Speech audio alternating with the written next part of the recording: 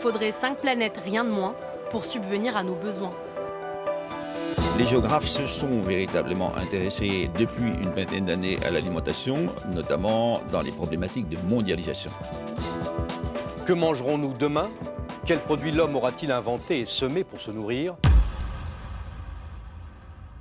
Au sortir de la Seconde Guerre mondiale, les pays européens sont confrontés à la difficulté de nourrir leur peuple. La PAC naît clairement d'une volonté politique d'assurer l'autosuffisance alimentaire. C'était très grisant. Et là, la découverte de la chimie, la découverte des nitrates, mais c'était quelque chose de fabuleux. Vous savez, et moi, je l'ai vécu avec énormément d'enthousiasme.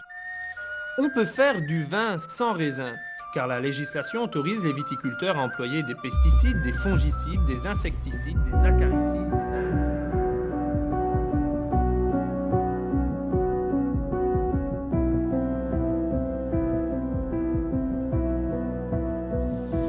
Et le poulet de demain, quel goût aura-t-il ?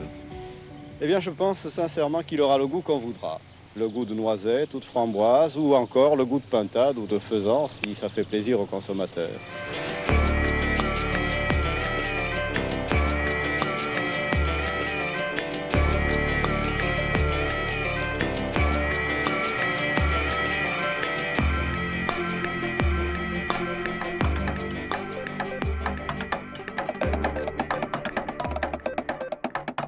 Aujourd'hui, tous les scientifiques sont d'accord pour dire que l'agriculture industrielle est une des activités qui détruit le plus l'environnement. Il faut regarder la réalité en face. Organisons une transition. Il faut donc régénérer la profession, mais qui peut avoir envie de se lancer dans un tel contexte ? On a aujourd'hui des solutions qui permettent d'envisager un changement. Certains ont complètement abandonné les semences industrielles, comme Armand Dutheil qui depuis 5 ans cultive son maïs avec ses propres semences paysannes. Un renouveau pour cette pratique agricole découverte il y a 10 000 ans et pourtant ignorée depuis un demi-siècle. C'est impossible que je revienne en arrière.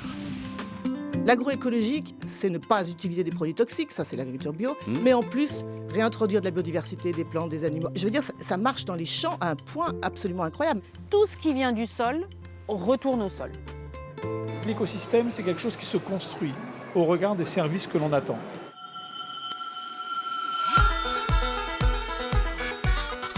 Ils sont agronomes, ingénieurs, et ces plantes germées se développent à la lumière de LED rouge et bleu. Les agriculteurs ont besoin de plantes de plus en plus résistantes. C'est l'objet des recherches menées à l'Institut agronomique de Montpellier.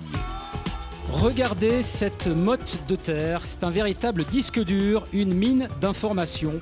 Les fermes modernes sont équipées de sondes et de capteurs qui produisent des masses de données, lesquelles sont ensuite exploitées pour ajuster au plus près les pratiques agricoles. La technologie permettrait à la fois de moins brutaliser les sols, avantage écologique, et de produire plus avec moins, avantage économique. C'est le big data au service d'une agriculture de précision.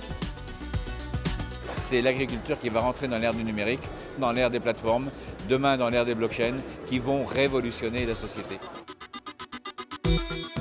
Sauf que si bénéfice il y a, encore faut-il savoir à qui il va vraiment profiter.